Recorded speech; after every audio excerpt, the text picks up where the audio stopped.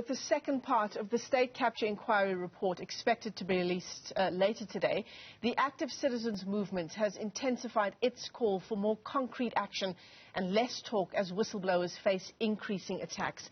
Now, the group was formed in 2017 to support the men and women who blow the lid on corruption. Its member and former SAA Treasurer Cynthia Stimpel joins us now to reflect on what they are demanding from government. Cynthia, good morning, and demanding very rightfully so. I mean, we're now sitting really on the day that the second part of the state capture inquiry report is set to be released. The first part was released. What kind of protection did whistleblowers see given the first release just earlier this year? Thank you, Michelle, for inviting me, and thank you to our listeners for tuning in.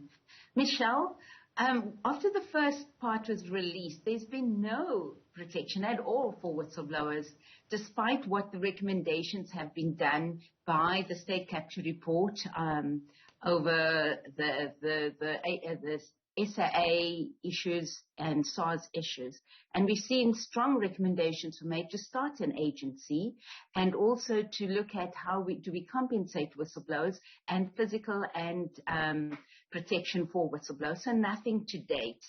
What we expect is that that these recommendations should start being enforcing. I understand from reading yesterday in the media that our President and the presidential team will only look at recommendations coming June 2022. Personally, and on behalf of most of the whistleblowers as well as all the NGOs, is that it may be too late. They need to start doing the work, the groundwork. For instance, it would be far easier to set up that agency through various formats. One could be what Accountability Now has been proposing, to set up an integrity commission, a Chapter 9 one that is independent. And that would be the start where one could look at for a method of supporting and protecting whistleblowers. I mean, by all accounts, Cynthia, the President himself and numerous other government officials, other stakeholders have been paying lip service to the importance of whistleblowers. What I mean is that they're saying all the right things. They're saying that whistleblowers need to be protected. They're saying that the country needs whistleblowers in a context where we are so rife with corruption. But that seems to be where the action ends. Exactly. You've hit the nail on the head there, Michelle. There's been a lot of talk all over, and how do we then go about protecting whistleblowers? So there are a few organizations who already started some action. For instance, the group called Active Citizens Movement have been writing to the Department of Justice and Correctional Services in that they want to set up a meeting to find quick wins on how to strengthen the legislation and improve the protection of whistleblowers. Then there's a new group called the Whistleblower House who's been working behind the scenes, who is ready to start working on putting in actual efforts to support whistleblowers. Then, there's Defend Our Democracy and Ahmed Kathrada. So many NGOs are doing some work behind the scenes. But as far as where our presidential team are concerned, we need the president right now to take the plight of whistleblowers very seriously and to do something immediately. He cannot wait for Part 3 to come out, and that is not helping. We've already seen some of our whistleblowers that have left the country: Athol Williams, Suzanne Daniels, Aris Danikas. There must be many others that I cannot even name right now. Then there's others that are in hiding, like Tabisa Zulu. And others that are not even named because they're afraid for their names to come out. So this is really serious. And if we want to stop corruption in our country, we're going to need the support of whistleblowers. The more people speak out, the more we've seen that we're able to stop and recoup some money. For instance, the money that has come from Trillion and Bain was because of whistleblowers. And that's the only way to at least continue the demise that corruption is causing our country right now. I mean, you talk about the whistleblowers who are in hiding, those who have left the country. Let's not forget about Babita Deokaran, who paid the ultimate price. her and her family. She was gunned down right outside her home. The threat to the lives, and we're not just talking about the income of whistleblowers. We're talking about the threat to the physical safety of whistleblowers is a very real one. Has Minister Ronald Lamola's office responded to your repeated calls to meet with him urgently to find legal instruments, ways of strengthening the legislation around the protection of whistleblowers? Michelle, the active citizens movement have written to him. They've requested some time to set up meetings with him.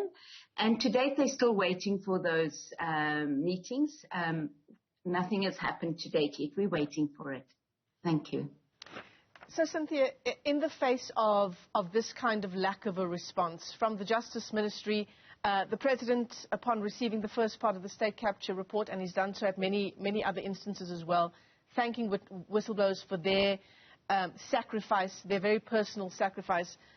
What's next? I mean, what are the next steps here that you can take when it does appear that organizations like yourselves that you've mentioned, the Whistleblower House, the Active Citizens Movement, and various other organizations as well, it seems that they are being stonewalled? Exactly, and it's now to start doing things for ourselves. I believe that the civil societies, together with normal citizens, can start making things happen and take action. So we need all citizens to start supporting, firstly, the civil societies, because they're the ones that already have the structure set out to either litigate, like Alta has done, like Freedom Under Law, Helen Suzman Foundations. They've already done some work to stop corruption. And so we need this type of assistance so that we can get support for whistleblowers now. It's looking at the whistleblower holistically, looking at their safety, firstly, that they're either housed in safe homes, that they are protected through security in their current homes, that perhaps they have bodyguards. We don't know yet the full detail of what each whistleblower would require. And then looking at how do we fully protect them from a mental perspective, physical perspective, from a health. The other part is the financial. So it's looking at this broad holistic view of what entails helping a whistleblower. Yeah. Right now, many of them are sitting in fear in their homes, do not want to leave their homes, are sitting in companies that they've seen wrongdoing and are afraid to speak out. And it's trying to encourage them to say, speak out, and we'll find a way of protecting you and helping you. I mean, in reality, Cynthia, there is no incentive for any potential whistleblower sitting on evidence of corruption to come forward, surely. Definitely, there's nothing, and I totally agree with you. But at the end of the day, it's our conscience. It's the legacy we leave for our children and our family, that if we knew something and we were too afraid to speak out, we could have stopped it.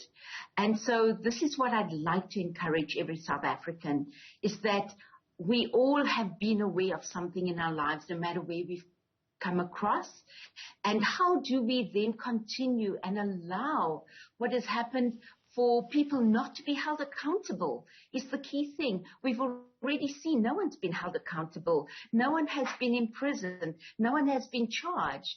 And we as ordinary citizens can start making that difference.